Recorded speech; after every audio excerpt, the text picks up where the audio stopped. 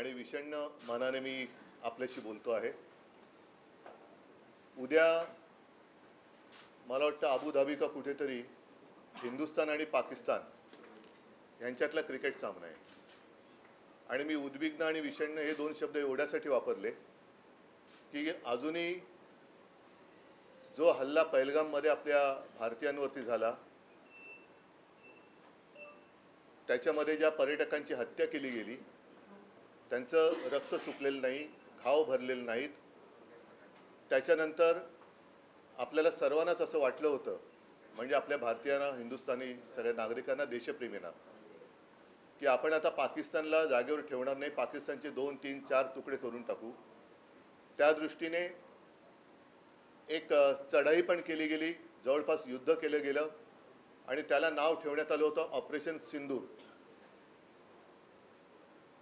मधल्या काळामध्ये आपल्या संरक्षण मंत्र्यांनी सांगितले की अभी भी ऑपरेशन सिंदूर रुका नहीं है। एकूणच ते जे काय वातावरण होतं, हे वातावरण आपल्याला काही नवीन नाहीये, कारण थोड्या थोड्या दिवसांनी म्हणा, काही वर्षांनी म्हणा, पाकिस्तान आपल्या देशावरती आतंकवादी हल्ले करतं।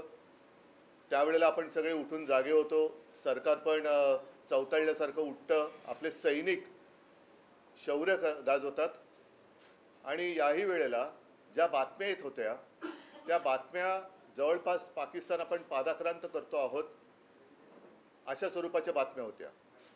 शौर्याने तर म्हणजे सैनिकांनी तर शौर्याची परिसीमा गाठली होती। अचानक काय झालं, कुठून कळ फिरली, काय सांगता येत नाही। ट्रम्प म्हणतायत की त्यांनी युद्ध थांबवलं, व्यापारासाठी युद्ध थांबवलं। वातावरण म्हणजे मला आठवते की त्याच सुमारास आपल्या देशाचं नाव भालाफेकीमध्ये उज्ज्वल करणाऱ्या नीरज चोप्रानी एक पाकिस्तानी प्रशिक्षक आपल्या देशात बोलवलं होतं। आता ते आमंत्रण त्यांनी कधी दिलं होतं, द्यायला हवं होतं की नव्हतं, त्याच्यानंतर तो प्रशिक्षक तर काय आलेला नाही। पण त्या नीरज चोप्रांना जे काही अंधभक्त आहेत, त्यांनी देशद्रोही बोलण्यापर्यंत मजल गाठली होती। त्याचा मनस्ताप त्यांना काय झाला असेल याची मला कल्पनाही करवत नाही। पण आता अचानक असं काय झालं की पाकिस्तान बरोबर आपण युद्ध पुकारलं होतं आणि त्याच पाकिस्तान बरोबर उद्या क्रिकेट मॅच खेळतो आहोत। तुम्हाला सगळ्यांना कल्पना आहे की ऑपरेशन सिंदूर केल्यानंतर जगभरामध्ये आपल्या पंतप्रधानांनी सर्वपक्षीय शिष्टमंडळ पाठवली होती। कशासाठी? तर आमची लढाई आतंकवादाच्या विरुद्ध आहे आणि आमच्या देशात आतंकवाद पाकिस्तान फैलवतो आहे। आता नेमकं मोदीजींचं काय म्हणणं आहे? मला असं वाटतं की ही देशभक्तीची थट्टा आहे, नुसती थट्टाच नाही तर देशभक्तीचा हा व्यापार चाललेला आहे। देशभक्तीचा व्यापार, यांना व्यापारापुढे देशाची सुद्धा आता काही किंमत राहिलेली नाहीये। राजनाथ सिंगना मला विचारायचंय आणि अमित शहाना सुद्धा मला विचारायचंय की तुम्ही आता हे युद्ध थांबवलंय हे जाहीर करणार आहात का? आणि ज्यांनी नीरज चोप्राला देशद्रोही म्हणाले होते, अगदी आपल्या सोफिया कुरेशी ज्या लष्करातले एक तडफदार महिला अधिकारी आहेत, त्यांना हे मी गदडे शब्द वापरतोय, नालायक शब्द वापरतोय, भाजपचे अंधभक्त हे पाकिस्तानची बहीण म्हणाले होते, आतंकवादियों की बहन म्हणाले होते। त्या गदड्यांचं आता काय करणार? आणि पाकिस्तान बद्दल आपली नेमकी भूमिका तरी काय आहे? म्हणजे तुम्ही जे करता ते आम्ही सगळ्यांनी गपगुमानपणाने मान्य करायचं। तुम्ही जेव्हा म्हणाल त्यावेळेला पाकिस्तान मुर्दाबाद म्हणायचं, तुम्ही जेव्हा म्हणाल तेव्हा पाकिस्तानला तुम्ही मिठ्या मारायच्या। म्हणजे जवान तिकडे लढणार, जवान तिकडे शहीद होणार, आपले नागरिक, भारतीय नागरिक, अगदी हो मी असं म्हणेन की तेव्हा त्यांना धर्म विचारून गोळ्या घातल्या गेल्या होत्या, हिंदू म्हणून गोळ्या घातल्या गेल्या होत्या। आणि हे जर सत्य आहे तर भाजपच्या लेखी, पंतप्रधानांच्या लेखी देशाची आणि हिंदुत्वाची काही किंमत आहे की नाही? का हिंदुत्वापेक्षाही, देशापेक्षाही त्यांना व्यापार मोठा वाटतोय? हे त्यांनी स्पष्ट केलं पाहिजे। आणि असं काही नाहीये की जे म्हणाले होते ना की खून और पानी साथ में नहीं बह सकता, म्हणून मी म्हटलं की असं काही नाहीये की एखाद्या खेळावरती आपण बहिष्कार टाकला म्हणजे काही लगेच जागतिक संकट ओढवतंय, अजिबात नाहीये. यापूर्वी सुद्धा अशा घटना घडलेल्या आहेत. मी तर म्हणेन ही अजून एक मोठी संधी आहे. जे पंतप्रधानांना जगभरामध्ये शिष्टमंडळ पाठवून जमलेलं नाही, ते एका या सामन्यावरती बहिष्कार टाकून आपण जगाला दाखवू शकलो असतो की आतंकवादाच्या विरुद्ध आम्ही आहोत. आमच्या देशामध्ये पाकिस्तान हा दहशतवाद फैलावतो आहे, दहशतवादी घुसवतो आहे आणि जोपर्यंत पाकिस्तान या कारवाया थांबवत नाही तोपर्यंत आम्ही पाणीच काय कोणतेही संबंध पाकिस्तानबरोबर ठेवणार नाही. आणि हीच भूमिका शिवसेना प्रमुखांची होती. मला आठवते मी स्वतः तेव्हा हजर होतो. जावेद मियादाद इकडे आले होते किंवा आला होता, त्याला तोंडावरती ठामपणाने बाळासाहेबांनी सांगितलं होतं, हिंदू हृदय सम्राटांनी सांगितलं होतं की हे सगळा फालतूपणा बंद कर. जोपर्यंत पाकिस्तान आमच्या देशाशी नीट वागत नाही तोपर्यंत क्रिकेट वगैरे मी माझ्या देशात होऊ देणार नाही. आणि मग मला आज खरोखर सुषमा स्वराज यांची आठवण येते. त्या परराष्ट्र मंत्री होत्या आणि आत्ताचे जे आहेत जयशंकर, नुसतं नावात शंकर आहे, बाकी काय करतात कल्पना नाही मला. जयशंकर, कसला जय आणि कसला शंकर. हे जयशंकर तेव्हा त्यांचे मला वाटतं अधिकारी होते, सेक्रेटरी होते. त्याच्यानंतर दुसरं जे म्हटलं जातं की त्यावेळेला सरदार पटेल हे पंतप्रधान हवे होते. मला तर असं वाटतं की आज सरदार पटेल हे पंतप्रधान पाहिजे होते, कारण सरदार पटेल जर का असते तर आजपर्यंत पाकिस्तान शिल्लक राहिला नसता आणि पाकिस्तानबरोबर क्रिकेट खेळण्याचाही प्रश्न उभा राहिला नसता. आणि म्हणूनच मला आता तुमच्या सगळ्यांच्या माध्यमातून तमाम देशवासियांना एक आवाहन मी करतो, म्हणजे विनंती करतोय. उद्या शिवसेनेच्या वतीने आम्ही एक निषेध तर व्यक्त करतोच आहोत. हा निषेध राज्यभर होईल. मी तर म्हणेन संपूर्ण देशात जे जे देशभक्त आहेत त्यांनी हा निषेध केला पाहिजे. या हल्ल्याचं किंवा आपण जी पाकिस्तानवरती चढाई केली होती त्या हल्ल्याला प्रत्युत्तर म्हणून जी चढाई केली होती त्याला ही नावं चांगली ठेवतात, ऑपरेशन सिंदूर, मग ऑपरेशन महादेव. आता उद्याच्या मॅचला यांनी काय नाव ठेवले हे त्यांनी सांगावं. पण घर घर सिंदूर ही एक मोहीम ते राबवणार होते, हर घर सिंदूर, भाजपवाले. आणि त्याचा तीव्र निषेध झाल्यानंतर त्यांना ती मोहीम गुंडाळावी लागली. आता हर घर से सिंदूर हा मोदींना पाठवला पाहिजे. आम्ही तर पाठवतोय. उद्या रविवार आहे, उद्या संध्याकाळी मॅच आहे.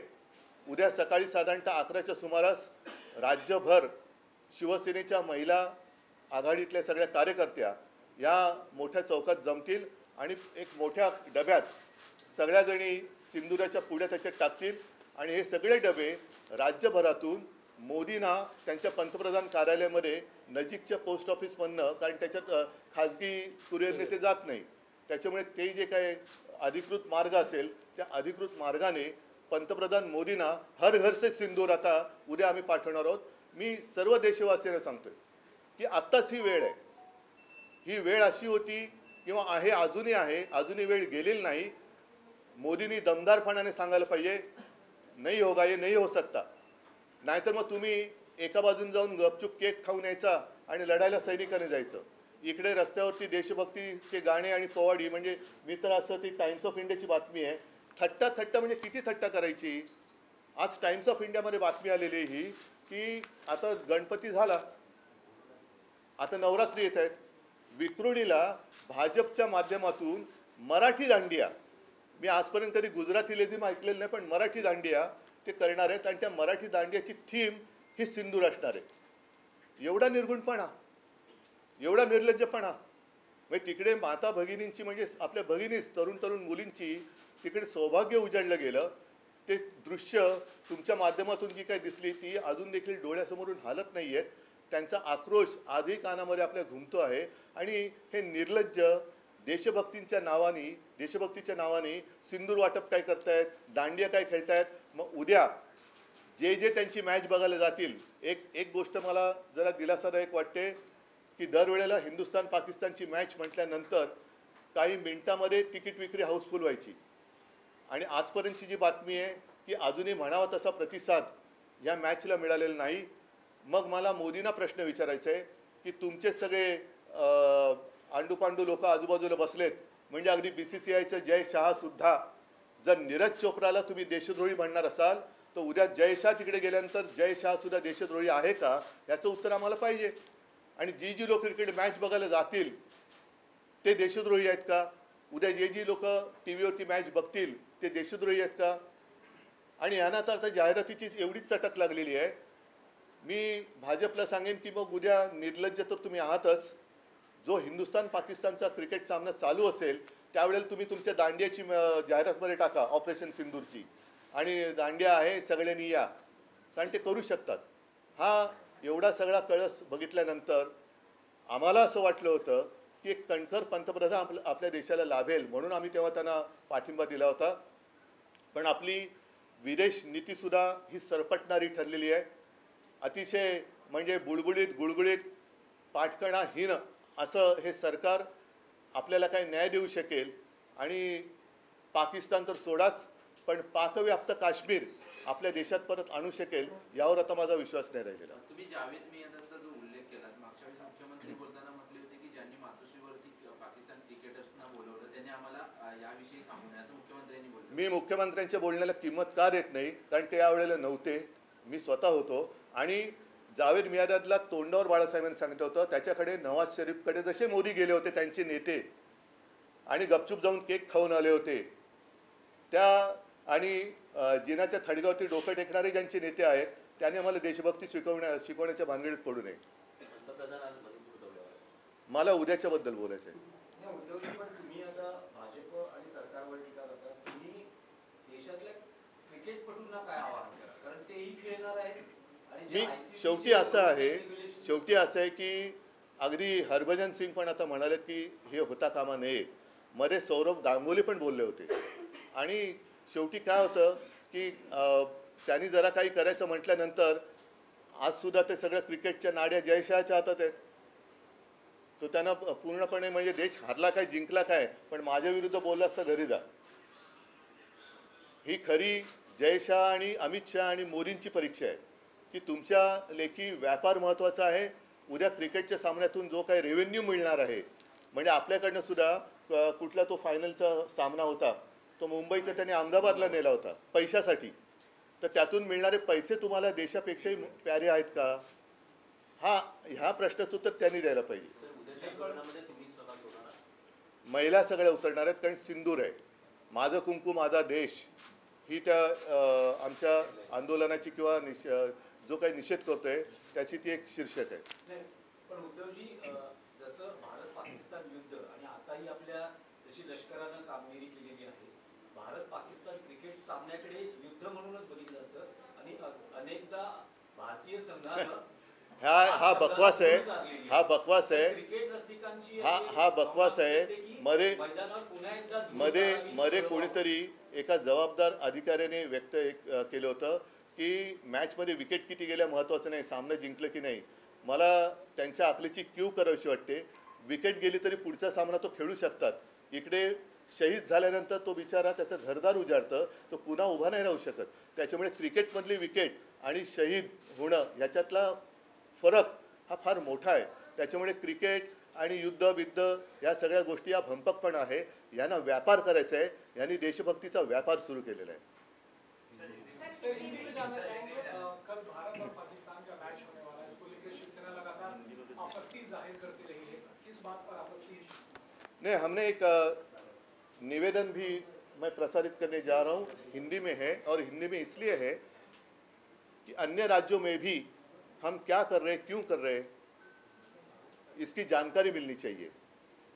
कल ये दुर्भाग्य की बात है कि बीच में मैं इसलिए कह रहा हूँ कि कुछ ही दिन हुए हैं, 3-4 महीने हुए होंगे.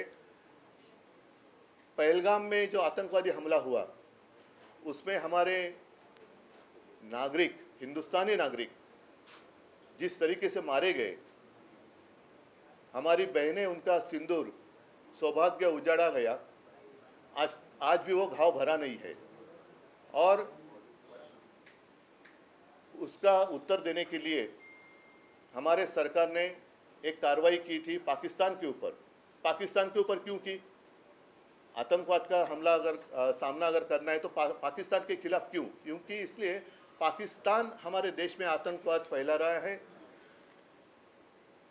आतंकवादी हमले कर रहे हैं, हमारी माताएं बहनें जो है उनका सौभाग्य जो है उजड़ रहा है। अब ऐसा नहीं चलेगा, हमेशा हम तो कहते हैं, लेकिन सिर्फ कहते हैं, करते कुछ नहीं है। अब समय तो था, हमारी सेना अंदर घुसी भी थी, हमले भी अच्छे हो रहे थे, कर रहे थे, और एक समय ऐसा आया था कि सबको ऐसे लग रहा था कि वो जो हमारा सपना था हिंदुस्तान पाकिस्तान अखंड भारत, वो हो जाएगा, अभी बस 1-2 दिन में वो हो सकता है। अचानक क्या हुआ पता नहीं, लेकिन जो हमारी सेना वहाँ पाकिस्तानियों को खदेड़ रही थी, उनको रोका गया। तो ये वॉर किसने रुकवा दी? जैसे एक एडवर्टीजमेंट थी ना, वॉर रुकवा दी पापा, तो क्या इन्होंने ऑपरेशन सिंदूर भी रुकवा दिया? ये पापा कौन है? ऑपरेशन सिंदूर भी रुकवा दिया है क्या? नहीं है ना। और तब हमारे प्रधानमंत्री जी ने कहा था कि खून और पानी साथ में नहीं बह सकता। अगर खून और पानी साथ में नहीं बह सकता तो क्रिकेट और खून कैसे बह सकता है साथ में? जंग और क्रिकेट, खेल और जंग एक साथ कैसे खेले जा सकते हैं? तो ये तो सब बकवास है। इन्होंने देशभक्ति का व्यापार किया है, देशभक्ति का व्यापार, सिर्फ पैसा चाहिए। कल भी मैच इसलिए खेलने जा रहे हैं कि उस मैच से जितना पैसा मिलेगा, चंदा मिलेगा, वो उनको चाहिए। बस उसके सामने देश मर जाए, देश के लोग मर जाए, हमें कुछ परवाह नहीं। लापरवाही से हम खेलते रहेंगे और हमें देशभक्ति सिखा रहे। इसलिए कल पूरे राज्य में, महाराष्ट्र में शिवसेना की महिला कार्यकर्ता सड़क पर उतरेगी और भाजपा एक ऑपरेशन सिंदूर उन्होंने किया, लेकिन बाद में वो करने जा रही थी एक मुहिम हर घर सिंदूर। सारे लोगों ने आलोचना की, उसके बाद उन्होंने कहा कि ऐसे हम नहीं करने वाले थे। तो कल हर घर से सिंदूर हम मोदी जी को भेजने वाले हैं, हर घर से सिंदूर। सारी महिलाएं उतरेगी और सिंदूर की एक एक डिब्बी हो या एक छोटी काय करतात कुड़ी पैकेट, वो एक बक्से में डालेगी और प्रधानमंत्री जी को उनके कार्यालय में हम भेज देंगे। मोदी जी तो आतंकवाद पर कड़ा स्टैंड लेते रहे हैं। कड़ा मतलब, कड़ा का अर्थ क्या होता है? उसने कहा कि खून और पानी एक साथ नहीं बह सकते। वही तो हम कह रहे हैं। और उन्होंने ही कहा था कि उनके रगों में खून नहीं सिंदूर बह रहा है। ये तो अमानवीय बात है, लेकिन अगर अमानवीय है तो कड़ा रुख अपनाओ, एक ही बार सबक सिखाओ, क्यों झुक रहे हैं? कहते हैं अंतर्राष्ट्रीय मंच पर इस तरह से कर नहीं सकते, मतलब ठीक है, अंतर्राष्ट्रीय मंच की बात बताऊं तो एक नहीं, ये नहीं, वो दूसरी बात एक है। अंतर्राष्ट्रीय मंच की बात आपको बताता हूँ। 1980 में ये क्या है? एशिया कप, एशिया कप है क्रिकेट का। कितने देश इसमें शामिल होने वाले हैं?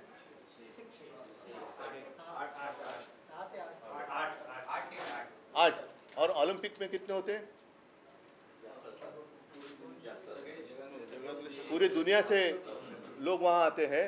तो 1980 में मॉस्को ओलंपिक्स था, उसके ऊपर रशिया ने अफगानिस्तान में अपनी फौज उतारी थी, इसलिए अमेरिका और उनके साथी जो थे उन्होंने बैन किया था ओलंपिक। फिर उन्होंने 1980 में बहिष्कार किया था, इसलिए रशिया ने 84 का जो ओलंपिक था शायद लॉस एंजलिस में, उसके ऊपर उन्होंने बहिष्कार डाला था। तो ऐसी कोई बात नहीं है कि पूरे, और फिर ठीक है ना, मैं मानता हूँ कि क्या कहा आपने, जागतिक, तो पूरे दुनिया भर में अपने अपने जो भी एक सारे पार्टी, उसमें हमारे पार्टी की सांसद भी शामिल थी, सब लोगों को आपने भेजा था। क्या उसका नतीजा क्या है? कितने लोगों ने आपकी बात सुनी, कितने लोगों ने आपकी बात मानी, कितने लोगों ने आपको सपोर्ट किया? और वहाँ जाकर आपने क्या कहा था कि पाकिस्तान हमारे देश में घुसपैठ कर रही है, पाकिस्तान हमारे देश में आतंकवाद फैला रही है। तो अब 2-3 महीने नहीं हुए हैं और सारे दुनिया के सामने उसी पाकिस्तान के साथ आप क्रिकेट खेलने जा रहे हैं। तो पाकिस्तान आतंकवादी है या नहीं है? पाकिस्तान हमारा दुश्मन है या नहीं है? पाकिस्तान के साथ हमारे रिश्ते कैसे होने चाहिए? या सिर्फ हमारे जो जवान हैं वो वहाँ लड़ते रहेंगे, लड़ते लड़ते दुर्भाग्य की बात होती है कुछ लोग शहीद भी हो जाते हैं देश के लिए। तो वो शहीद होते रहेंगे और ये साहब केक खाते रहेंगे, क्रिकेट खेलते रहेंगे। ये अच्छी बात नहीं है। रक्षा मंत्री को भी आपने पत्र लिखा है, पत्र नहीं लिखा है, निवेदन कर रहे हैं, वो अभी क्या आपके माध्यम से कर रहा हूँ। उद्धवजी एक आहे की तुम्ही आंदोलनाची घोषणा केली आहे. तुम्ही असं म्हणता की अबुधाबीच्या मॅचला भारताकडून तितकासा प्रतिसाद मिळाला नाही. नाही, एकूण काय असं मी ऐकलं, खरं खोटं मला माहित नाही. अनेक क्रीडा रसिक टीव्हीवर मॅच पाहतात, त्यांना तुम्ही काय सांगू इच्छिता? बघा, हा शेवटी आपण कुठेही जरी असलो तरी राष्ट्रगीताचं लांबून जरी सूर कानावर आलं तरी उठून उभे राहतो. हे आपल्या रक्तात भिनलंय, तसं देशभक्ती आपल्या रक्तात भिनली पाहिजे. त्याच्यामुळे जर का उद्या सगळ्यांनी ठरवलं की मी नाही बघणार मॅच, ठरवू शकतात. मी त्यांना काय देशभक्ती सांगण्याची आवश्यकता नाही आहे. पण जसं अद्याप म्हणजे अजूनपर्यंत मी म्हणते, उद्याचं मला माहीत नाही, कारण हे लोक पुन्हा BCCI कडनं यांच्याकडे पैसा अफाट आहे. एक दिवसाच्या जाहिरातीसाठी करोडो रुपये घालतात, तर एका सामन्यासाठी सुद्धा करोडो रुपये टाकून तिकीटं विकत घेतील आणि पुन्हा इथून 500 रुपये देऊन लोक पण पाठवतील. काही सांगता येत नाही.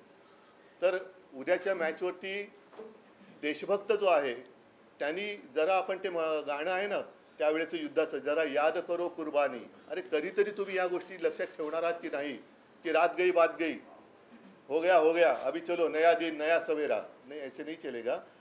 जो भी कुछ हो रहा है वो जब तक रुकता नहीं, पाकिस्तान को हम सबक सिखाते नहीं, तब तक मैं तो मानता हूँ पाकिस्तान के साथ सारे संबंध रोकने चाहिए या तोड़ने चाहिए. म्हणजे तुमचं थेट आवाहन आहे की हा सामना टीव्हीवरही क्रिकेट रसिकांनी पाहू नये.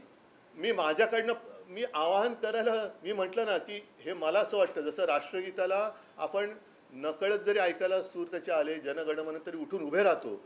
हे आपल्या रक्तात भिनले, तसं देशभक्ती सुद्धा आपल्या रक्तात ही भिनलीच पाहिजे. जोपर्यंत देशभक्ती अंगामध्ये सिंदूर नहीं, अंगात देशभक्ती भिनली पाहिजे. सर, कल इंडिया वर्सेस पाकिस्तान मैच वही तो चल रहा है. 2 दिन पहले ही पीएम मोदी ने ट्रंप को भी बड़े सॉफ्टली जवाब दिया था ट्वीट से. तो क्या मैच- हमारे मैच के लिए आमंत्रित किया नहीं ना. It's not about that, it वाज अबाउट टेरर. तो क्या ये हमारे फॉरेन डिप्लोमेसी पे इम्पैक्ट कर रहा है समवेयर? पहली एक बात तो ऐसी है कि हमें या आपको भी, क्या हमारी फॉरेन पॉलिसी क्या है, कुछ समझ में आई है बात?